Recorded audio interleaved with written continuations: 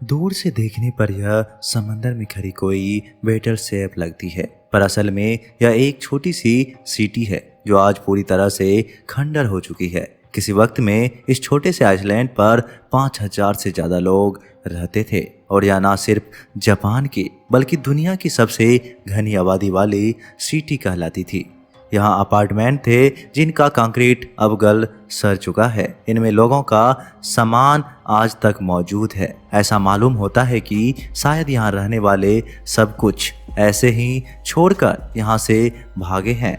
यहाँ स्कूल थे जहाँ कभी बच्चों की आवाज़ें गूंजती थी। Hospital, town hall, swimming pools, shops और सिनेमा समेत यहाँ वो तमाम फैसिलिटी थी जो किसी शहर में होनी चाहिए। पर आज ये पूरा आइलैंड, पूरा शहर किसी वीरान गॉस्ट टाउन की शक्ल फेस करता है। लेकिन आखिर क्यों यहाँ रहने वाले हजारों लोगों में से आज एक भी यहाँ नहीं रहता?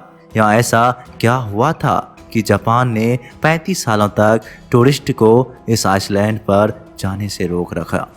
इस आइसलैंड को हाशिमा कहा जाता है, जो जापान के शहर नागासाकी से 15 किलोमीटर दूर साउथ चाइना सी में मौजूद है। क्योंकि इस आइसलैंड की शक्ल एक वेटल सीप जैसी है, इसी वजह से इसको वेटल सीप आइसलैंड भी कहा जाता है। समंदर के इस हिस्से में करीब 500 ऐसे आइसलैंड है जिनमें कोई आबादी नहीं, लेकिन हाशिमा की कहानी इनसे काफ़ी अलग है। देखा जाए तो दूसरे आइसलैंड काफ़ी हरे भरे हैं, लेकिन हाशिमा आइसलैंड समंदर से उभरा हुआ एक बहुत बड़ा पत्थर है जहाँ पर प्लांटेशन ना होने के बराबर है।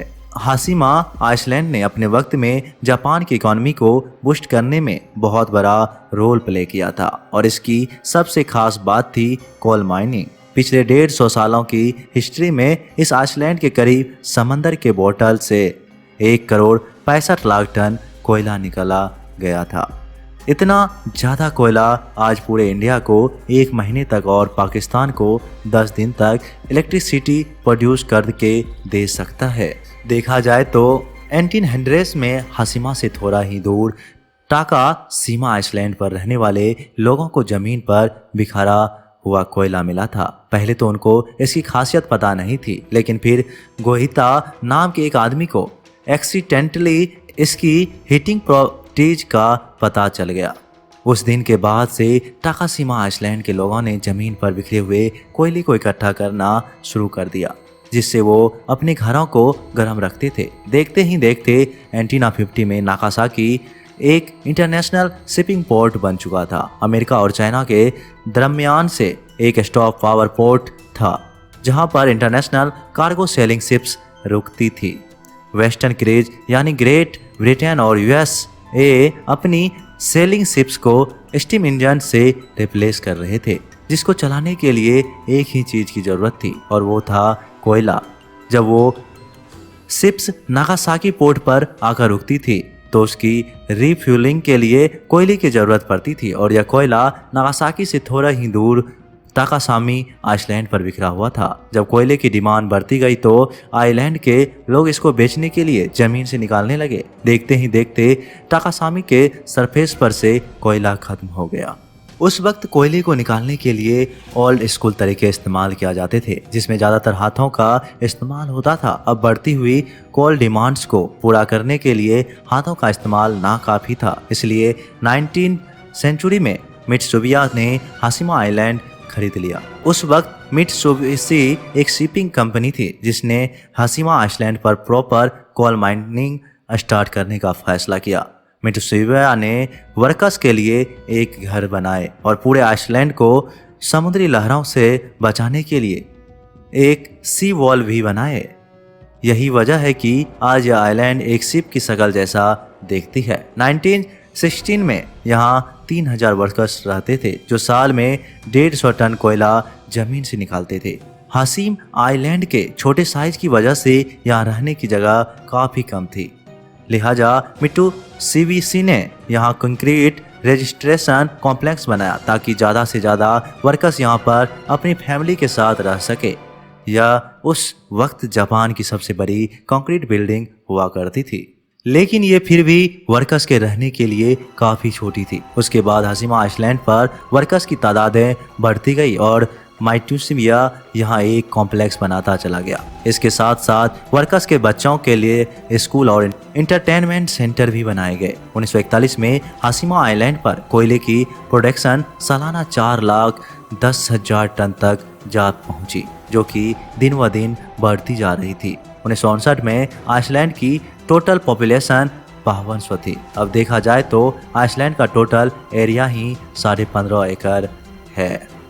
अगर हम सिंपल मैथ करें तो 1 एकड़ में यहाँ 335 लोग रहते थे। इतनी घनी आबादी आज तक दुनिया के किसी भी मुल्क में नहीं पाई गई।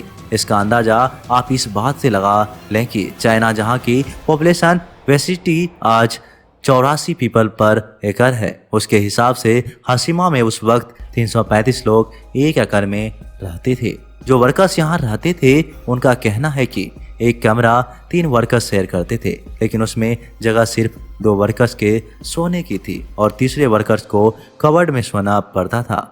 माइन की बात की जाए तो वो हाशिमा आइलैंड से 1 किलोमीटर नीचे खोद कर बनाई गई थी, जहाँ टेम्परेचर 35 डिग्री सेल्सियस और ह्यूमिडिटी 95% होती थी। इन हार्श कंडीशन में वर्कर्स का काम करना किसी भी सूरत खतरे से खाली नहीं था। हाशिमा आइलैंड की कोयला माइन पर काम करने के दौरान कई वर्कर्स की जान भी जा चुकी है। यहाँ तक कि वर्ल्ड वॉर 2 के दौरान उसमें पहले चाइना और कोरिया केंद्रों से फॉस्फोलिन माइन पर काम करवाया जाता था, जिसके लिए पूरी दुनिया आज तक जापान को क्रिटिसाइज करती है। इसी वजह से वर्ल्ड वॉर 2 के बाद जब जापानीज अंपायर का तख्त उलट दिया गया तो अपना इम्प्रेशन अच्छा करने के लिए जापान ने हाशिमा आइलैंड पर वर्कर्स के लिए कई फैक्ट्री भी बनवाई, जैसे कि सिनेमा, जिम्नेशियम, हाई स्कूल और एंटरटेनमेंट सेंटर। यहाँ के तमाम फैसिलिटीज वर्कर्स के लिए बिल्कुल फ्री रखी गई थी, लेकिन इसके लिए वर्कर्स को आइसलैंड की मेंटेनेंस में हाथ बटाना पड़ता था। यहाँ पीने का फ्रेश पानी मेनलैंड जापान से लाया जाता था, लेकिन बाद में समुद्र के अंदर वाटर लाइन्स बिछाई गई जो मेनलैंड जापान से जाकर कनेक्ट होती थी। 1960 में हाशिमा आइलैंड पर अपने पीक पर चल रहा था और जापानीज इकोनॉमी को इसने काफ़ी फायदा भी हो रहा था, लेकिन ये वो वक्त था जब दुनिया में कोल इंजन्स का डाउनफॉल शुरू हो गया। कोयले के माहौल के लिए नुकसानदेह करार दे दिया और ऑयल ने कोयले को रिप्लेस करना शुरू कर दिया। इसके चलते अब इंटरनेशनल मार्केट में भी कोल की डिमांड कम होने लगी और आहिस्ता आहिस्ता कोल माइंस बंद होना शुरू हो गई। हाशिमा आइलैंड पर माइनिंग वैसे ही काफ़ी मुश्किल थी, क्योंकि एक तो ये मेनलैंड से कटा हुआ था और दूसरा साउथ चाइना सी में सुनामी और समुद्री तूफान अक्सर आते रहते थे। मित्सुबिशी ने आइलैंड के ग्रिड प्रोटेक्शन वॉल तो बना रखी थी, लेकिन इन तूफानों की वजह से अक्सर ये वॉल टूट जाती थी, जिसकी वजह से इसकी रिपेयरिंग भी एक्स्ट्रा खर्चा आता था। इन सब डिफिकल्टीज की वजह से अब हाशिमा कोल माइन प्रॉफिटेबल नहीं रही थी। 1917 में मित्सुबिशी ने 2000 वर्कर्स को निकाल दिया या उनको दूसरी फैसिलिटीज में एडजस्ट कर दिया और फिर फाइनली 15 जनवरी 1974 में कंपनी ने ऑफिशियली हाशिमा कोल माइंस को बंद कर दिया। बिना जॉब और रोजगार के हजारों वर्कर्स ने रातों रात हाशिमा आइलैंड को छोड़ दिया। हाशिमा आइलैंड की हिस्ट्री में इंसानों की पूरी नस्ल यहाँ बरी हुई थी, लेकिन वो सारी यादें उनको यहीं छोड़कर जाना पड़ा। आज हाशिमा साउथ चाइना सी में एक भूला हुआ खंडर आइलैंड का मंजर पेश करता है।